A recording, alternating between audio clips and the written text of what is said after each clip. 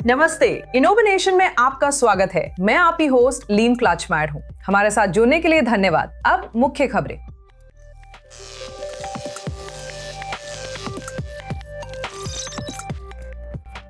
AI अब स्वास्थ्य सेवा और रक्षा जैसे अहम क्षेत्रों में आ रहा है, जिससे दाव बढ़ रहे हैं। जीन एआई सुरक्षा के लिए नियंत्रण तंत्र बना रहा है। हमारी नताशा किरचिक ने इस अग्रणी कंपनी का दौरा किया। एफिल टावर का गिरना और गाइजा के पिरामिड को निगलता सिंक होल। सालों से हम असली दुनिया दिखाने के लिए गूगल अर्थ पर निर्भर हैं, लेकिन वो युग अब खत्म हो सकता है। हम आपके लिए ये रिपोर्ट लेकर आए हैं। आपदा क्षेत्रों में प्रवेश के लिए बने इस विशाल सेंटोर रोबोट को आपातकालीन बचाव कर्मियों की सहायता के लिए तैयार किया गया है, जहां इंसानों के लिए जाना खतरनाक है। लेकिन इसमें लगा हुआ किल स्विच और चेनसो अटैचमेंट इसे नजरअंदाज करना नामुमकिन बना देता है।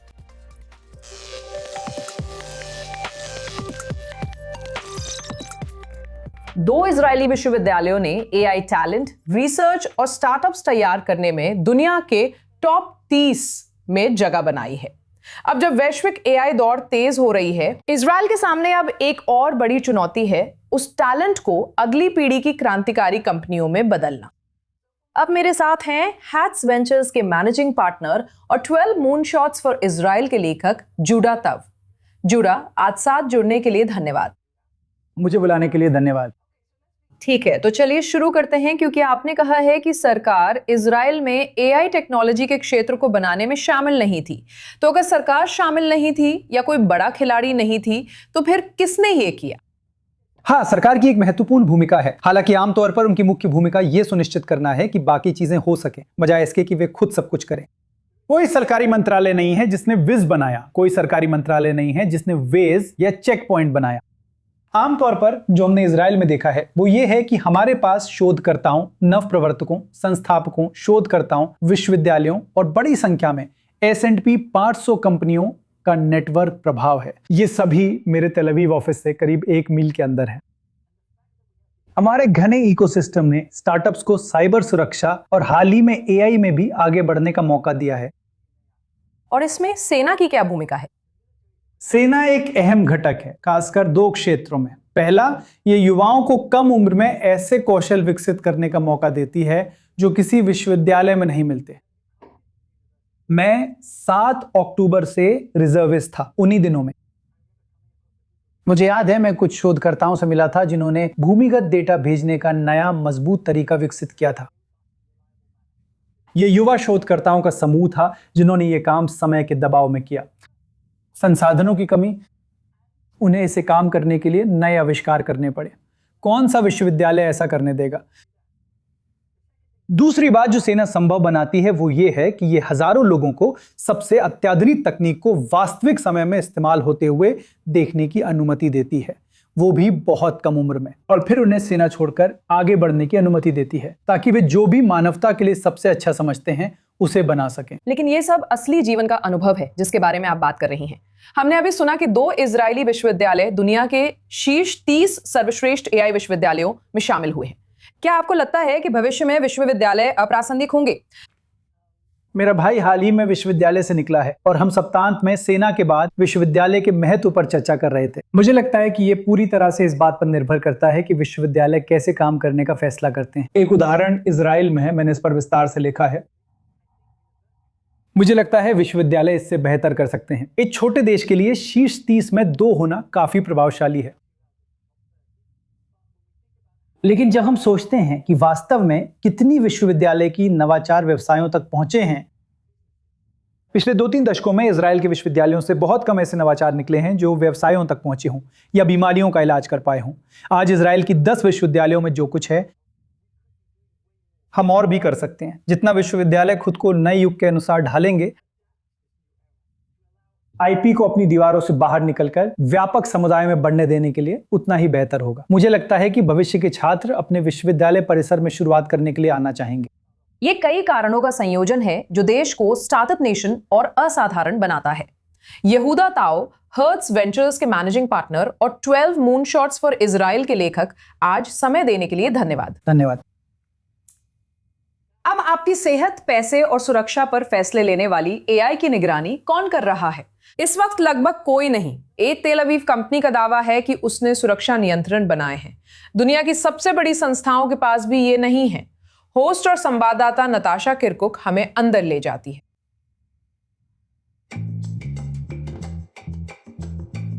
संभव है कि आपने इस हफ्ते एआई से बात की हो और आपको पता भी ना चला हो।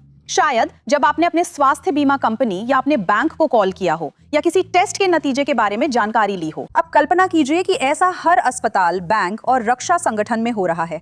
एआई आने वाली नहीं है, वो पहले से ही यहाँ है। और असली सवाल ये है कि जब एआई कोई गलती करती है तो जिम्मेदार कौन होगा? मैं तेल अवीव में जीन एआई के ऑफिस में हूँ और उनका मानना है कि उनके पास जवाब है। ईमेल लिखने में चैट जीपीटी का उपयोग अलग है, लेकिन संगठन एआई से मेडिकल, वित्तीय और संचालन फैसले ले रहे हैं जहां गलतियों के गंभीर परिणाम होते हैं। इसी समस्या को जीन एआई सुलझाने की कोशिश कर रहा है। कई संगठनों को कुछ अलग चाहिए।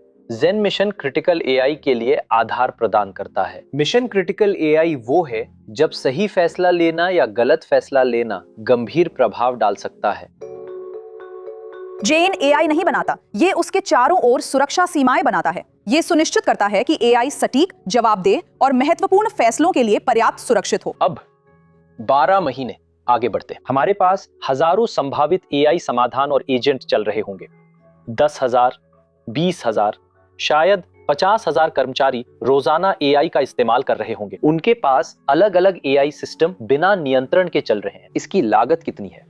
अगर कुछ गलत हो जाए तो जिम्मेदार कौन होगा? अगर आपके पास बड़े पैमाने के लिए एंटरप्राइज ग्रेड एआई फाउंडेशन नहीं है तो वे छोटे टूल्स टूट जाते हैं। और ये पहले से ही उन संगठनों के अंदर हो रहा है जिनके बारे में ज्यादातर लोग मानते हैं कि उनके पास सब कुछ नियंत्रण में है। कर्मचारी एआई टूल्स का इस्तेमाल कर रहे हैं, कभी-कभी दर्जनों अलग-अलग टूल्स बिना किसी निगरानी के। संवेदनशील डेटा जैसे मरीजों के रिकॉर्ड और वित्तीय जानकारी ऐसे सिस्टम्स में डाले जा रहे हैं जिन्हें शीर्ष प्रबंधन ने मंजूरी नहीं दी है और जिनके बारे में उसे पता तक नहीं है। अधिकांश लोगों को इस बात का अंदाजा ही नहीं है कि वे व्यक्तिगत और पेशेवर रूप से कितने ज्यादा खुले हुए हैं। कंपनियां जोखिमों को समझती हैं, लेकिन तकनीक अपनाने की रफ्तार उस पर जरूरी निगरानी और नियंत्रण लगाने की उनकी क्षमता से कहीं ज्यादा तेज है। ये सिर्फ टेक कंपनियां नहीं, बल्कि आपका हेल्थ केयर प्रोवाइडर, बैंक और वे संस्थाएं भी हैं जिन्हें आपकी संवेदनशील जानकारी दी गई है। तो ये असल में कैसा है? Maccabi health care insurance Israel ने 2.6 मिलियन सदस्यों वाला ये हर दिन हजारों मरीजों के अनुरोध संभालता है। हाल ही तक इनमें से कई मामलों की मैनुअल समीक्षा होती थी जब तक जीन एआई शामिल नहीं हुआ। हम स्वचालित रूप से कई मेडिकल रिकॉर्ड्स, दस्तावेज, अनुमोदन, फोन कॉल्स की ट्रांसक्रिप्शंस को प्रोसेस कर रहे हैं। हम वास्तव में एक संक्षिप्त केस या मेडिकल सारांश तैयार करते हैं। हम सही चीजों का विश्लेषण कर बेहतरीन सिफारिशें देते हैं। परिणाम को डॉक्टर के लिए एक बहुत ही यूजर फ्रेंडली ऐप में प्रस्तुत किया जाता है। सोचिए, औसत हैंडलिंग समय को 30 मिनट से घटाकर सिर्फ 3 मिनट करना। एआई प्रक्रिया तेज करता है, पर अंतिम निर्णय इंसान लेता है। यही मॉडल स्वास्थ्य, वित्त और रक्षा में लागू है। आप रक्षा और खुफिया क्लाइंट्स के साथ काम करते हैं, जिनमें से कुछ का नाम नहीं लिया जा सकता। उस दुनिया में जीन क्या करती हैं? कल्पना कीजिए कि कोई आपातकालीन घटना घट रही है। हजारों सेंसर अपना डेटा भेज रहे हैं, वीडियो फीड्स, लोगों की रिपोर्ट्स, फोन कॉल्स, नक्शे, दस्तावेज, तस्वीरें। जैन सभी कड़ियों को जोड़ता है और भारी डेटा का विश्लेषण कर उभरते पैटर्न्स को जल्द पहचान लेता है, जिन्हें लोग बाद में देखते हैं। रक्षा क्षेत्र में सिर्फ सटीकता नहीं, सुरक्षा भी चुनौती है। हर एआई क्वेरी जो संगठन के बाहर जाती है, वो डेटा बाहर भेजती है। सैन्य और खुफिया कार्यों में ये गंभीर जोखिम है। इसी कारण जेन के सबसे संवेदनशील सिस्टम पूरी तरह क्लाइंट के नेटवर्क में चलते हैं। ना इंटरनेट, ना बाहरी सर्वर, कुछ भी बिल्डिंग से बाहर नहीं जाता। आज जीन के कितने कर्मचारी हैं? हाँ, इजराइल में हमारे 130 लोग हैं। वैश्विक स्तर पर हमारे पास सिंगापुर और लंदन में 20 और लोग हैं और न्यूयॉर्क में भी। दूसरी तरफ एक और टीम है, रक्षा क्षेत्र पर काम कर रही है और जिसके सदस्य इजरायली मोसाद और आईडीएफ से आए हैं। 2 साल से कम समय में जीन ने $25 मिलियन जुटाए, करोड़ों के कॉन्ट्रैक्ट साइन किए और इजराइल से बाहर विस्तार किया। इसकी तकनीक देश के कुछ सबसे बड़े और महत्वपूर्ण संगठनों द्वारा इस्तेमाल हो रही है और अब ये मॉडल वैश्विक स्तर पर जा रहा है। हम मानते हैं कि मिशन क्रिटिकल एआई अपनी एक अलग श्रेणी बन जाएगी, ठीक वैसे ही जैसे साइबर सुरक्षा। कल्पना कीजिए कि एआई कई दिनों तक अपने आप चल रही है। ये सुरक्षा उपाय और ढांचा होना जरूरी है ताकि इसे सुरक्षित, संरक्षित और भरोसेमंद बनाया जा सके। देखना रोमांचक है कि कंपनी आगे कहां जाएगी। अब अमेरिका में लगभग 90% वरिष्ठ नागरिक अपने ही घर के आराम में बुढ़ापा बिताना चाहते हैं। ये कंपनी आर्टिफिशियल इंटेलिजेंस से लोगों को स्वतंत्र रहने और देखभाल करने वालों की कमी कम करने में मदद कर रही है। आप सोच सकते हैं कि इसका मतलब है कि हर गतिविधि पर नजर रखने के लिए कैमरेज लगाए जाएं, जिससे गोपनीयता को लेकर बड़ी चिंताएं पैदा हो। लेकिन सेंसाई एआई ने इसे करने का एक और तरीका खोज लिया है और वो है आवाज के जरिए। अब मेरे साथ है आदि मेरिनोव्स्की, प्रोडक्ट डायरेक्टर, और Dekel Abelis, data science director, Sensai AI. आप दोनों का धन्यवाद। तो आज हम अपना एलिवेटर पिच से शुरू करेंगे। आदि, प्रोडक्ट डायरेक्टर के तौर पर मैं आपको मौका देती हूं। जब भी आप तैयार हों, आपके पास 60 सेकंड हैं। सेंसाई एआई क्या है? ठीक है, सेंसाई का उद्देश्य है कि वरिष्ठ नागरिक जितना लंबे समय तक संभव हो अपने घरों में गरिमा के साथ उम्र बिता सकें। आजकल होम केयर पूरी तरह प्रतिक्रियात्मक है। परिवार चिंतित हैं, देखभाल करने वाले बुरी तरह दबाव में हैं और एजेंसियां बिना सही जानकारी के काम कर रही हैं। कोई भी वास्तव में यह नहीं समझता और जानता कि विजिट्स के बीच में और यहाँ तक कि विजिट्स के दौरान भी क्या हो रहा है। ऑडियो आधारित एआई की मदद से सेंसी देखभाल और स्वास्थ्य से जुड़ी आवाजों और शब्दों की पहचान करता है, जो ये संकेत दे सकते हैं कि किसी चीज पर ध्यान देने की जरूरत है। जब कुछ बदलता है, जैसे गिरने का खतरा, संज्ञानात्मक क्षमता में शुरुआती गिरावट या यूटीआई के लक्षण, हम इसे संकट बनने से पहले ही सामने ले आते हैं, और वो भी बिना वरिष्ठ नागरिक से कुछ भी करवाए। ना कुछ पहनना है, ना कुछ दबाना है, किसी चीज के साथ कुछ भी करने की जरूरत नहीं है। सेंसी यही नहीं रुकता, हम एजेंसियों को समग्र रूप से देखते हैं, क्योंकि वरिष्ठ नागरिकों को वह देखभाल देने का सबसे अच्छा तरीका है जिसके वे हकदार हैं। उन सभी लोगों की मदद करना है जो उस देखभाल को चला रहे हैं, ताकि वे सबसे महत्वपूर्ण चीजों पर ध्यान केंद्रित कर सकें। इसका मतलब है देखभाल टीम के लिए केयर, इंटेलिजेंस और संचालन व विकास वर्कफ्लो में रुकावटें कम करना, जिससे एजेंसी लगातार आगे बढ़े। तो डेकॉल, मेरा सवाल है, आप ये कैसे करते हैं? क्योंकि उदाहरण के लिए एक वरिष्ठ नागरिक की आह का मतलब दूसरे वरिष्ठ नागरिक की आह से बिल्कुल अलग हो सकता है। क्या आप हर वरिष्ठ नागरिक का डेटा ट्रैक करते हैं या बड़े डेटाबेस से जानकारी लेते हैं?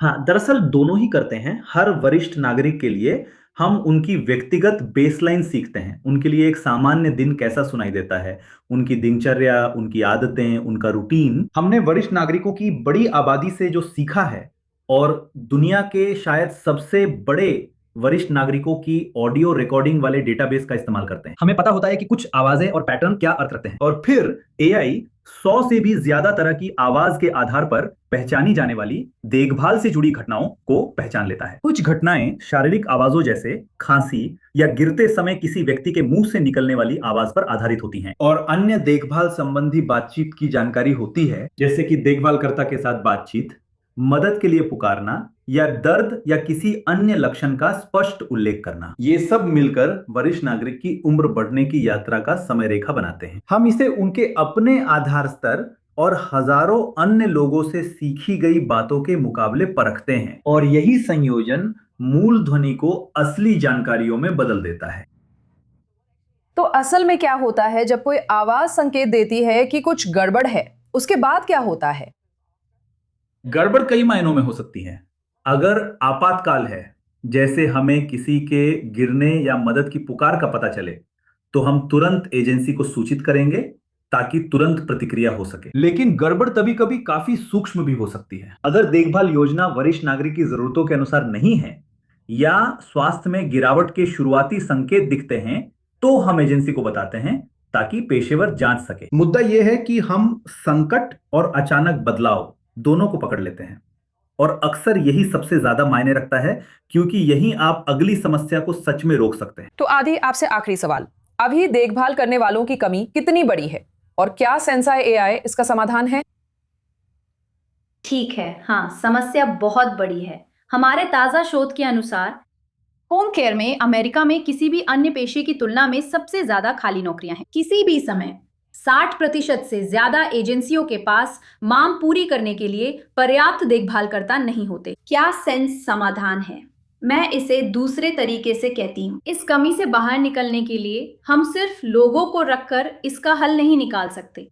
सेंसी हर देखभाल घंटे का पूरा उपयोग करता है और देखभालकर्ताओं की शारीरिक उपस्थिति के समय से आगे भी सार्थक देखभाल को बढ़ाता है।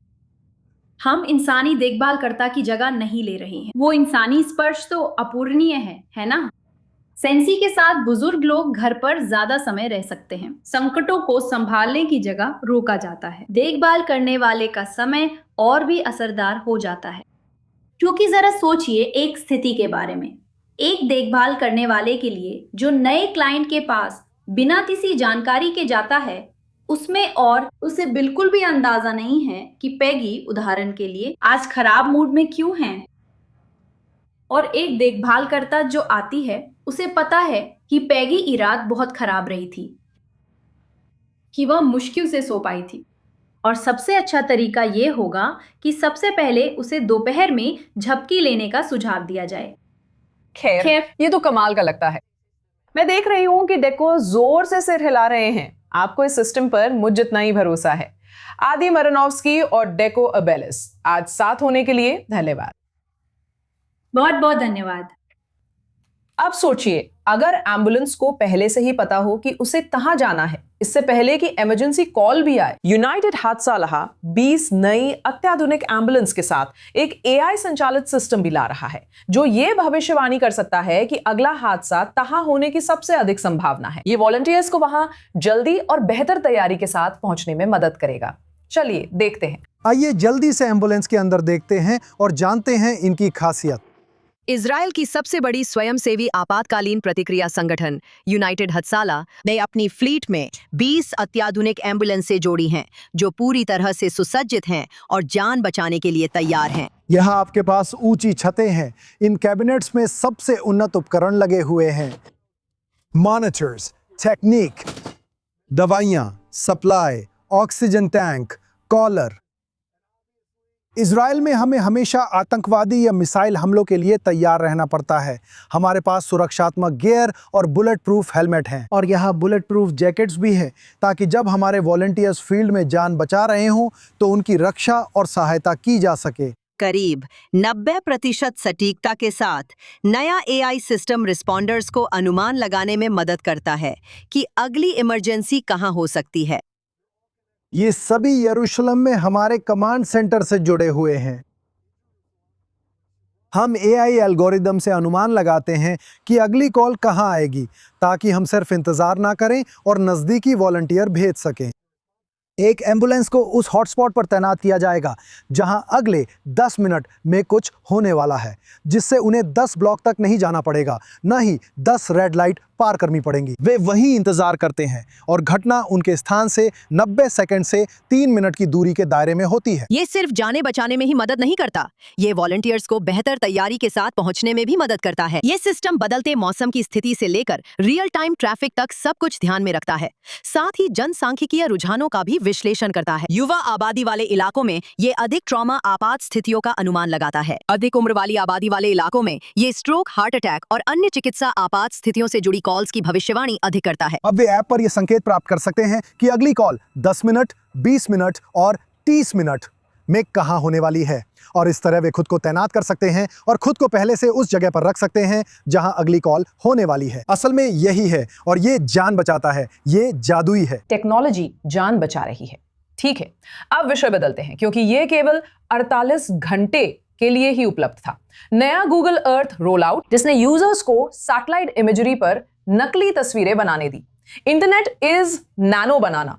2 एआई इमेज जनरेटर को लेकर हंगामा मच गया। ये नाम मैंने नहीं बनाया। ऐसी तस्वीरें बनाई गईं जैसे गिरा हुआ एफिल टावर, गीजा के महान पिरामिड को निगलता हुआ एक सिंक होल, लेकिन साथ ही और भी खतरनाक तस्वीरें जैसे यूक्रेन की राजधानी में रूसी टैंक। इस चर्चा के लिए हमारे साथ स्टूडियो में संवाददाता जो ब्राउन है। हेलो जो, धन्यवाद हमारे साथ जुड़ने के लिए। नमस्ते ले। तो गूगल क्या सोच रहा था, क्योंकि हमें पता था कि ये होने वाला है भाई, है ना?